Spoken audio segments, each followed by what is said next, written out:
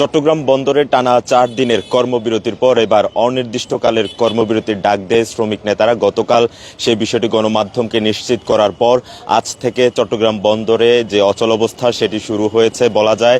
গত 4 দিন যাবৎ কিন্তু অচলাবস্থা শুরু হয় এবং তাদের এই যে শ্রমিকদের কর্মবিরতির ডাক, সেই ডাকের ফলে কিন্তু আজ যেহেতু অনির্দিষ্টকালের যে ধর্মঘট সেটি শুরু হয়েছে এবং তাদের যে কর্মবিরতি, পূর্ণাঙ্গ কর্মবিরতি সেটি কিন্তু চলছে। যদি জানিয়ে রাখি, এই কর্মবিরতির ফলে কিন্তু অর্থনীতিতে একটি বিরূপ প্রভাব পড়ছে। যেহেতু সামনে আমরা জানি যে রমজান আসছে, সেক্ষেত্রে আসলে ভোগ্যপণ্য থেকে শুরু করে বিভিন্ন পণ্যের সরবরাহ, আমদানি রপ্তানির ক্ষেত্রেও কিন্তু এটিতে বেশ জটিলতা দেখা দিবে। এবং এই শ্রমিকদের যে কর্মবিরতি, এই কর্মবিরতির ফলে কিন্তু চট্টগ্রাম বন্দরে যে একেবারে অচল অবস্থা সেটি শুরু হয়েছে এবং পাশাপাশি অফ ডক থেকে শুরু করে বন্দরের যে ডক ইয়ার্ড আছে, পাশাপাশি যে ইয়ার্ডগুলো আছে সেখানেও কিন্তু কন্টেইনার যে জট সেটি কিন্তু বাড়ছে। প্রত্যেক দিন আসলে যেখানে চট্টগ্রাম বন্দরে 7 থেকে 8 হাজার কন্টেইনার হ্যান্ডেলিং হতো, সেখানে আসলে সেটি এখন প্রায় 3 থেকে 4 হাজারে নেমে এসেছে।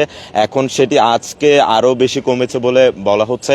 এবং যদি জানিয়ে রাখি, চট্টগ্রাম বন্দর যেহেতু প্রধান সমুদ্র বন্দর বাংলাদেশের, এখান থেকেই চট্টগ্রামের বৃহৎ একটি আসলে আমদানি রপ্তানি হয়ে থাকে, সেহেতু এখানে এই অচল অবস্থার কারণে দেশের যে অর্থনীতিতে প্রভাব পড়েছে সেটির কিন্তু চড়া মাসুল দিতে হবে বলে চট্টগ্রামের যে আমদানি রপ্তানি কারক আছেন, বন্দর ব্যবহারকারী আছেন, ব্যবসায়ীরা সেই একই কথা বলছেন।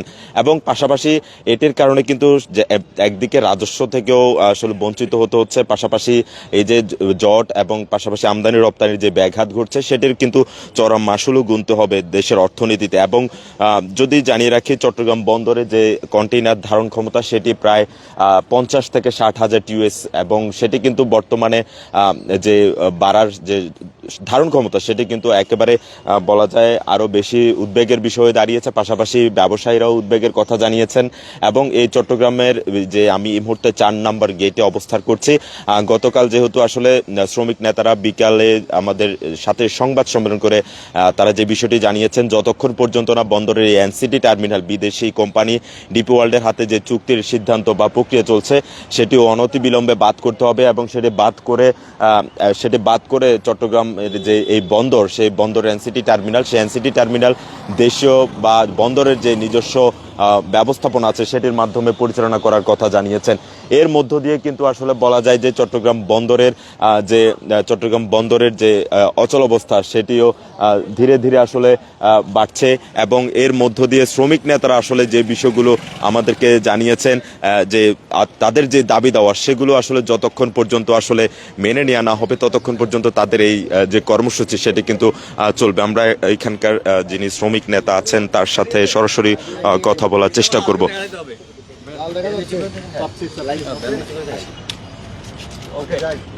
কি অবস্থা যদি বলেন।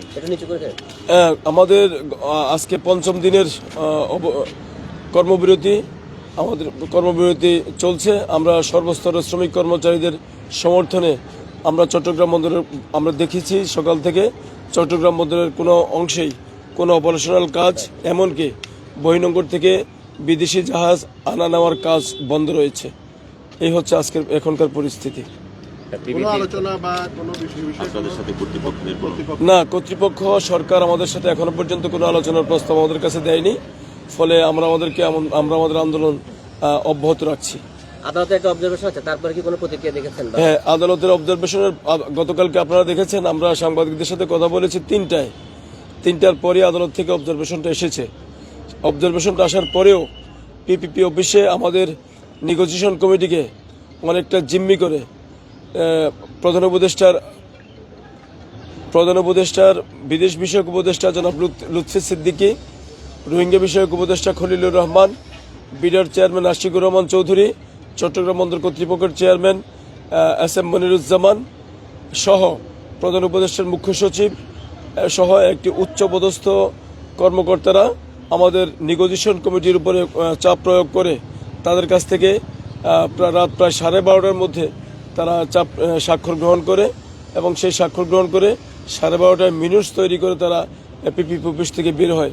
এবং বের হয়ে তারা আজকে চট্টগ্রাম বন্দরের চেয়ারম্যান, চট্টগ্রাম বন্দরের একটি সুসজ্জিত বোর্ড রুম থাকা সত্ত্বেও পিপিপি অফিসে বোর্ড সভা করছে।